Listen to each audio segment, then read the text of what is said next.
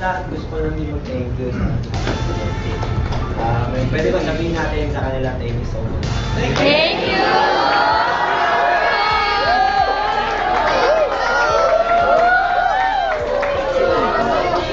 Maraming salamat sa paglalakas loob nyo. No? Na alam nyo yun, yung walang naniniwala sa inyo, tinitira nyo yung, sinushoot nyo yung star. Pero walang naniniwala sa inyo nung simula.